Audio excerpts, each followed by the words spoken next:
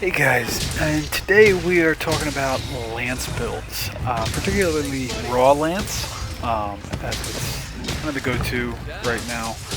There are a couple options for elemental lances that may do slightly more damage on specific matchups, but today we're just talking about general use raw lances and which ones deal most damage. For our first build, we're going to be using Night Rains Black, the Narga lance. It comes in with 188 raw after the attack 3 rampage is added. To find our true raw, we multiply that 188 by 1.1 from the attack boost 7, add 10 from the same thing, and add 15 because we're going to be using Power Charm and Power Talent. True raw comes in at 231 even because we do drop all decimal points. To find our effective raw, we look at true raw times the affinity modifier times our sharpness modifier. Our affinity modifier for this set is going to be 0.85 for 85% affinity times 0.4 for our crit boost plus 1 to come in at 1.34. Sharpness modifier we're going to be using is 1.32 for white sharpness. Our EFR is going to end up being 231 times that 1.34 times the 1.32 for a total of 408.5928. Nice. For non-weak points, we're going to drop that first number by 0.5 to reflect our reduced affinity by 50% because we're not going to be using weakness exploit, and our EFR drops to 347.6088.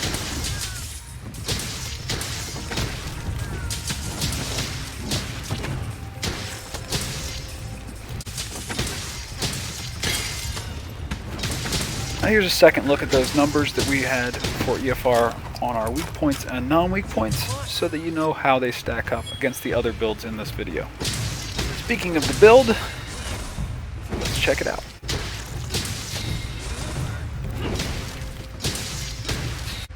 The talisman we're going to be using for this first set is fairly common. It's a weakness exploit plus 1 with a level 2 slot. You can ignore the ice resistance, that's not very important, it just happened to come on the charm that I'm using for this particular set.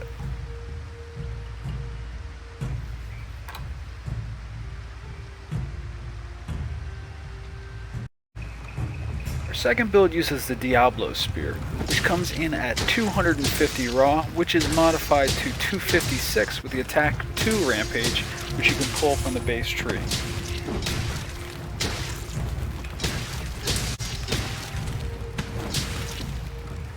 After calculating our set bonuses, we end up with a 306.6 true raw value, which is rounded down to 306 even, because again, Monster Hunter doesn't use decimal points in this calculation.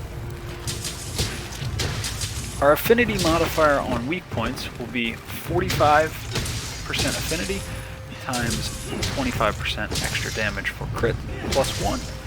For a total of 1.125. We're going to be at blue sharpness, so we're looking at a 1.2 modifier.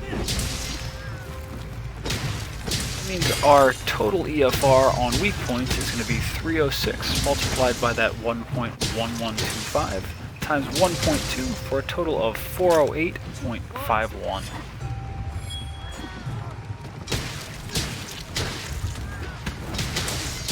Affinity modifier for non-weak points is negative 5%, which multiplied by 0.25% less damage ends up at 0.9875. Plugging that number back into our calculations, we end up with an EFR on non-weak points of 362.61.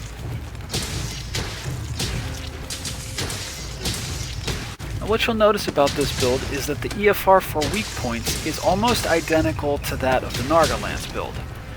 EFR for non-weak points, however, is slightly higher, which means if you're not hitting weak points consistently, this build will do quite a bit more damage. It also has the bonus of having 30 blue versus Narga's 20 of white, so you will maintain sharpness quite a bit easier. Talisman I'm using for this particular build is a weakness exploit +2, tremor resistance +1, which isn't that important, with 0 slots. This can also be done with a weakness exploit +1 with a 2 slot, same charm that was used in the first build, by switching out the chest and the waist piece. Third build's a little bit interesting, as we're using Brutal Strike and Mind's Eye. It uses the Diablos Spear from the second build, but we're using a different rampage, which is Brutal Strike. The true raw on this build is going to come in exactly at 300 after we take into account our attack boost 7 and our power charm and power talent. Our affinity modifier here is a little interesting because we have a 24% chance to do a negative affinity hit and a 6% chance to do a brutal critical. Even with all of that, it still comes out at a 0.97 affinity modifier. Our sharpness modifier is white, or 1.32. This brings our total EFR on this set for non-weak points to 416.13. Our EFR for weak points actually is quite a bit lower at 320.1, as we don't get that Mind's Eye bonus on weak points. For this build, we're going to be using a Protective Polish +2 talisman with a single level 1 slot. Pro Polish 3 can be swapped out for Offensive Guard if you need a little bit more time with your white sharpness.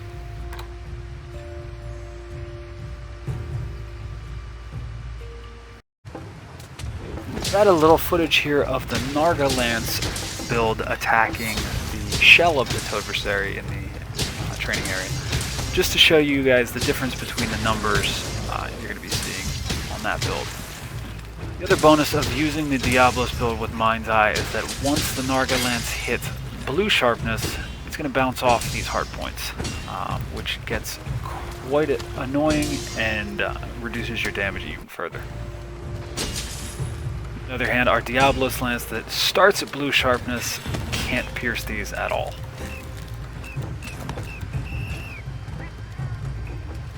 Here we have all three of the builds next to each other, just so you guys can see how they stack up. Again, the EFR for weak points on the first two builds is almost identical, so as long as you're hitting weak points, you're not going to really notice a difference there.